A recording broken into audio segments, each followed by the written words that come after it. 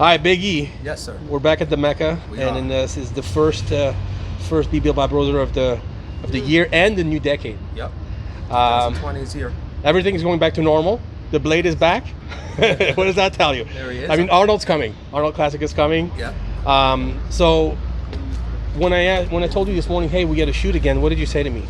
I said, could you please help me, Dave? Because I really have no idea what to shoot today. Great way to start the year. Awesome. I couldn't think of anything. So I thought about it for a second, and Silvio actually said something yesterday that made me think about this subject. And since it's the first of the year, people always want to get back in shape as part of the New Year's resolution. So I was thinking maybe get some tips from you guys on what is the best way to keep the New Year's resolution and get in that shape you want to get. Because I'm sure you all have tricks when it comes to diet, and Silvio's getting ready for the Arnold Australia, so he was talking about certain things that he did to try to make it easier on him and just get back in that groove. And I'm sure you have some tips as well. So I'm going to start the whole thing to kind of give you an idea what I'm talking about. So right off the bat, I was thinking, when you want to get back in shape, the first thing you need to make sure is that what you're doing is actually correct. Because there's nothing worse than wanting to do something right, but everything you're doing is wrong because you don't know any better. Right. So if you don't have the right information to begin with, it's really hard to get where you want to go, because even though you may think you're doing everything right, you're not. So I was thinking, to get the right information, of course, if you have the opportunity to hire someone who can help you with your diet or with your training, that's always a good thing. That would be tip number one for me. Tip number two would be to always take it one day at a time, and not even one day at a time, sometimes one meal at a time. Because when you're getting back into a diet after the holidays or after any length of time, I always find it hard to just see the whole transformation as a whole. 3 or 4 months, it seems like forever. So if you take it, okay, I'm going to try to have a perfect day today, starting meal by meal, because I used to do it in the past, and what I would do is I would do good for the first 3 or 4 meals, and I would screw up on the last 2 meals, or not eat it, or eat the wrong kind of thing. And then when you screw up on one meal, it's all over. Then yeah, exactly. So I think if you take it one meal at a time, one day at a time, and then if you can't just do at first 3 meals right, then get it to 4 meals right, 5 meals right, 6, and then when you have a full day, okay, let's start to do a second day like that. Yeah. So to have short goal instead of just one big goal, to me, helps me a lot. And then the last tip with me would be to remember what I was going to say. Yeah, no, it kind of ties in tip number 2 is basically just not get discouraged if you fail, because a lot of time people, if they do fail, they're like, screw it, I'm just not going to do it anymore. So you are going to fail. It's very hard to do a perfect prep. I know Jay used to tell me when he was prepping back in the day, he would be able to do 12 or 16 weeks without one cheat meal. I can't even think about it. It's got to be so hard to do that. So, just like I said, just do 1 day perfect, 2 days perfect, and try to do as many days perfectly as you can. And eventually you might fail, but don't let that discourage you. Just go right back on the horse. Right. Instead of saying... That's the thing, not to fail and then get completely off right. course, to fail and say, put that behind me. Just move forward. Get back to it the next day. Don't get discouraged, because I think people just, I can't do it anyway, fuck this, and just, completely get off the diet or the training. So those are my tips. So tell me some of your tips, and including what you told me yesterday that you start doing in your fridge. I thought it was great. Actually, I would like to tell all the fans and people that are really interested about getting back into real resolution of the new year. Consistency is the most important thing to be able to acquire your set goals. In that, for you to have success in what you're doing, you have to be consistent. Number one, trying to separate what is not right or what has been failing you, and then look for a new motive of making it work. That is in a way that you have to actually separate from what you've been doing that does not give you the success to progress, and then you stop doing it and then consist with the things that will work for you. 2, like I said, self-discipline is more important, because you can do all what you need to do by training. In the first place, training is not about showing up what you can do, what you can lift. It's about your very self, what you can do to improve more. So more of what I do is that I would go to every other person, clean up your house before you come in to say you want to succeed in what you're doing.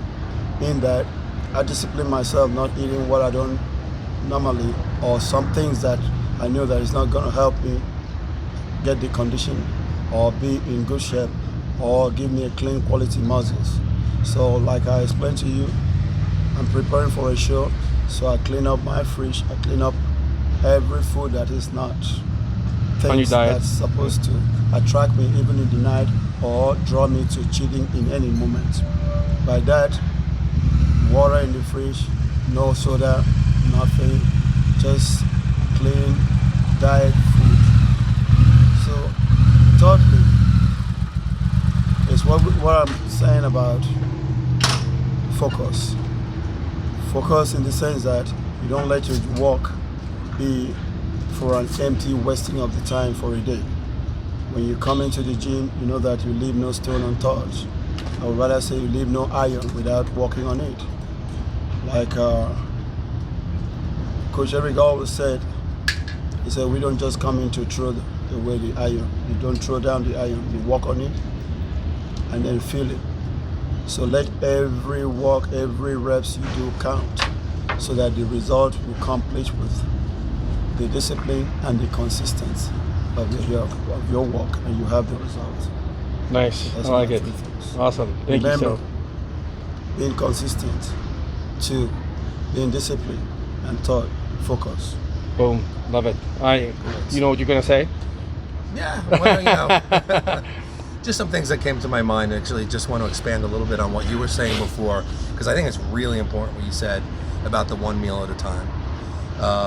I think that a lot of people, when they set goals for themselves, they set such lofty goals, which, there's nothing wrong with that, as long as they're realistic. First of all, make sure your goals are realistic. Don't say, I want to gain, 50 pounds of muscle in the next 8 weeks. That's not going to happen. Have realistic goals, and then you'll have a better chance of reaching your goals. But even when you have a goal, like say you say for the next year, I want to put on 25 pounds of muscle. If the first few weeks go by and you haven't put on a significant amount of muscle, you can't get discouraged and go, oh my God, I'm never going to get to 25 pounds. I think what it's best to do is to break up a large goal into sets of smaller goals. And, so if you take everything 2 weeks at a time or 4 weeks at a time, it's a lot better and it's a lot easier to focus on that than focusing on the end game. Small victories. Small victories are better, because what I always remind people is, I said, listen, if you put on 2 pounds of muscle a month, which is not impossible if everything is done correctly, at the end of the year, you'll have that 25 pounds of muscle. That's right. And then they, a light bulb goes over their head and they go, that's true, because 2 pounds doesn't sound like a lot. They're thinking, oh my God, I've got to gain 10, 12 pounds in a month, otherwise it's not significant. But yet 2 pounds of muscle is a lot of muscle. If you picture what a 2-pound piece of steak looks like, and you look at how big it is and put that all over you, that's a lot of muscle. So I think it's important what you said, to take everything one meal at a time, one workout at a time. You could even break it down to 1 repetition at a time, 1 set at a time. You can really make it small. But in terms of the long goals that you have for the year, break it into some smaller goals, and that way they're more reachable, and then you have more victories that you can celebrate as you go along the way. And the same is true for losing weight. If you lose about 1.5 pounds to 2 pounds a week, which is very attainable, and making sure that you also don't lose any muscle, it's not a lot. But over 4 weeks, that's 8 pounds. And you time that 2-3 months, that's a lot of weight. That's a lot of weight. So I mean, even if you lost, a pound a week for 52 weeks, you're 52 pounds lighter. And of course, you'll gain some muscle with that, because again, this is all based on doing everything correctly, which you also pointed to in the beginning, that you want to make sure that you're doing everything correctly, that you've, if more so if you're, somebody who's really just getting into this, or, more of a beginner or novice, make sure that your training is on point. Dude, listen, I got to say something. I got to stop you, because before I met you, I'm not saying this because you're sitting here. I know what you're I've been doing bodybuilding since I'm 17 years old, okay? And I just thought I had subpar genetics. Not that I'm great, but until I actually, and I thought I knew what I was doing, eat 5-6 meals a day, and 25-30 grams of protein per meal, just the basics, and I've done that for years. I competed many times, that did very well. Not until you actually gave me a program that obviously was different than what I was doing. Suddenly I'm placing better, I'm putting on muscle, I got a lot more than I ever have. So even when you think that, and in my head I was always wondering, am I doing the right thing? I'm willing to do the work, I'm willing to commit, and I'm willing to be disciplined, just like Silvio doing, willing to be focused. But if what you're doing is wrong to begin with, all these quality is meaningless. Right. Well, and You're wasting your time. to further your point, which is a good point, so it's good as we're just talking about this, thinking of things. Even take somebody like Silvio, who has, you know, been on top of the world, one of the best He's an elite. bodybuilders Yeah, he's an elite. on 7 the at the planet Olympia. Earth. Yeah. Now he's coming back, and he admits it, and because there's no ego, he just wants to progress.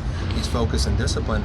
He came to me because he said, listen, my level of what I've learned about how to train and about nutrition has gotten me this far, but I need to get now this far. He you wants know? more. And that's why he came to me. So now his New Year's resolution is now working with somebody who can bring him to that next level. So yes, I understand what you're saying. So this all goes back to learning to do things correctly. If you're a beginner, obviously it's a little bit more simple. If you're more advanced, then you have to look even further into it and see how you can optimize the things you've been doing, or looking at your training and nutrition and realize it's only gotten you so far.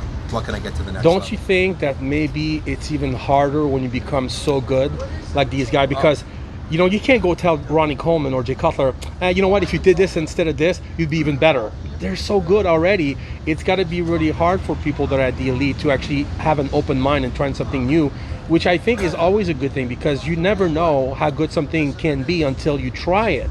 If you try it and it doesn't work for you, then fine, go back to what you were doing. But you never know where that could take you. Yes. Right, Sel? Yeah, you know, to answer to that, it basically is a mental state of mind, because at a certain level you'll be struggling when you get to that level that you've already accomplished or achieved to the higher level, or maybe you want to come back. Then it is a mental situation that, where do I go from here? So, and again, we have a very let me say elite mentality that, you know, keep on telling you, that's searching into your own mind to know, what do you still have to offer. So that is the part that plays in the mind of the elite athlete, whether to come back, what am I going to achieve, do I still have more to give? So it's either you push it. Like in my own case, I struggled with that situation, but then I knew very well that I can still make it. That's why I decided. But at the moment whereby I feel that I don't have much inside energy, strength, or mental focus to really come back, that's the end of it. So I'm still having what I could, and the same thing I feel with other people too. They might struggle at the rest, your mind is telling you no. And then they have to break at that point, because there's no point you struggling with your mentality, and then you come in, there's nothing to offer. Or you come in, your body cannot adapt to whatever teaching is going on. So that's why I know we're not here to waste time. I'm not here to waste anybody's time, but I know very well that I can progress more, because I'm glad you're here, because you know it's something to have someone who's been on the Olympia stage, who's done very well, 2 top 7 in a row. He's been there, he's done it. Wins also, yeah, exactly. So many pro wins. So it's just something that, you know, you gotta be your mental focus. If you still have it to give, then you come in, and I'm ready, because I was the youngest when I came in with the big boys. Yeah. So I'm still young in the game to say that I can still give it out and then still leave it for others to do. Let me ask you this: what would be a successful 2020 for you, Silvio? What would be in your head? You have a goal, Yes. right? What is that? The goal for 2020 is for me to get back to the big stage, the Mr. Olympia stage again. And first of all, I know I have to undergo some of the training competition that would lead me here to give me qualifying. So I'm not just going to say stepping into a show just to do a show. I'm going to come in with the same or more advanced Silvio Samuel like it was before, because I enjoy the sport and I enjoy every placing that I've been. I know I've been enjoyed by myself, not by the people that come in because of my condition. You left it. You raised the bars very high for yourself. So I have lived that bar high, as you said, and then I get to supersede that very bar, and then know that if I'm coming in for something good, something better, and everything gotta come into proportion. So I have a set goal, which is being in the stage again, and then still give it out on the Olympia. Boom. All right. E, you want to close the... Well, I just wanted to speak to something because you had actually asked me to mention it before, and I think it's a good idea. Yeah. Just talking about training, this perspective of training, one things that I, hope that people can focus on in the new year so that you can better reach your resolutions, which is to progress in whatever sense you want to. When you're in the gym, I think some of the things, because of the biggest mistakes that I see is, number one, people are moving their repetitions too fast. I think that people need to learn how to slow down their repetitions as a whole, focus a lot more on the negative portion of the repetition, but also focus on the stretch, focus on the contraction, focus on the positive portion.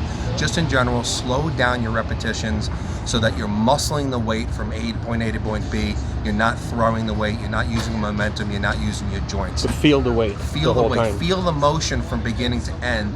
And even if you have to use less weight, you're going to create more tension in the muscle.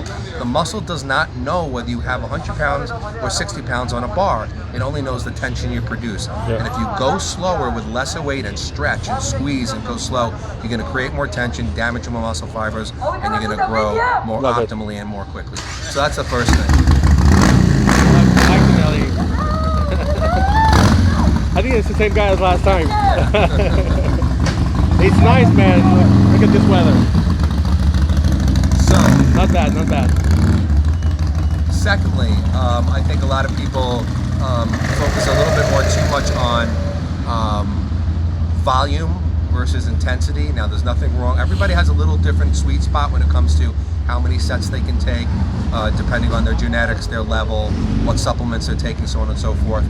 But I think as a whole, taking sets to failure or slightly beyond failure and doing less volume per workout is going to be more effective than just doing a tremendous amount of volume, not taking the sets to failure and spending 3 hours in the gym. Just remember, your body grows when you're not in the gym. It doesn't grow when you're in the gym. So that's another thing to focus on. Also, people get stuck using the same routines all the time. That could be the same types of exercises, that could be the same rep range, that could be doing everything the same every single workout and expecting to see a different result. That is not going to happen.